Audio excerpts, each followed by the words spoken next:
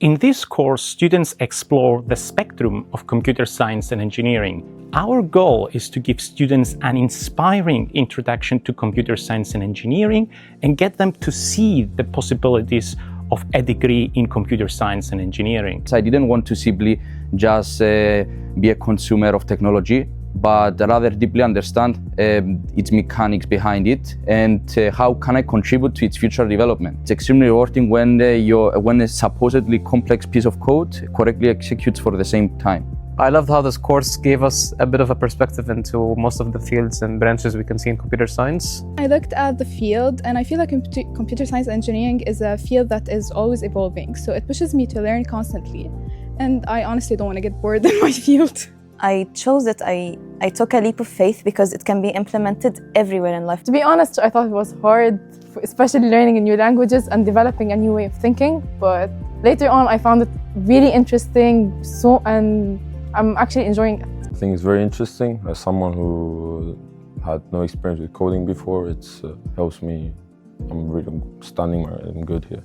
I like that it takes a lot of soft skills such as critical thinking and problem solving, and allows you to apply them in a uniform way.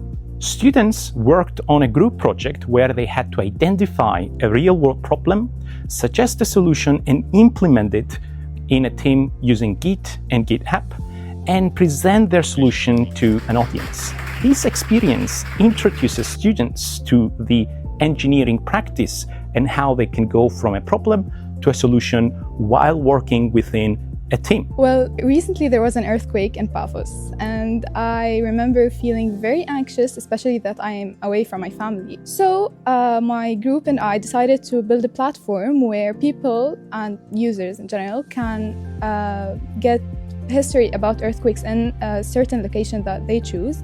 They can pin places that they like, even their homes in another country, for example, so they can make sure that everything is safe during a major earthquake. My idea was about a ResiTrack, which is a website that helps students in their process of renewing their residency, because we found that last year it was a really hard and complicated process. So my team and I were talking about how the idea of a Moodle, but more directly for students, that would also take away the need of having emails being sent all the time from the university, could be something very helpful.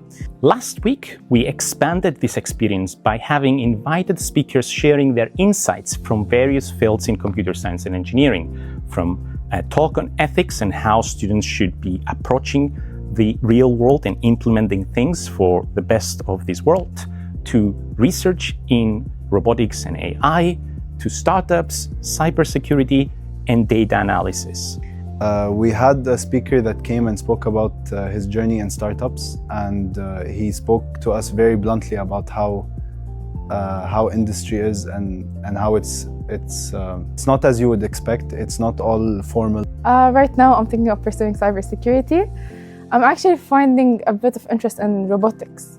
Maybe I'll look into there. Maybe I'll change my mind in a few years, but for now, it's just cybersecurity. My current plan is to go into data science. I love numbers and statistics, so I want to try and apply that in the way I can. I also love sports, and I know that statistics is a big part of sports, so I want to see if maybe my job could implement the two of them. I'm still figuring things out. However, I am interested in robotics as well as biomedical research. I want to make an impact, and I know that that will make an impact on people's life.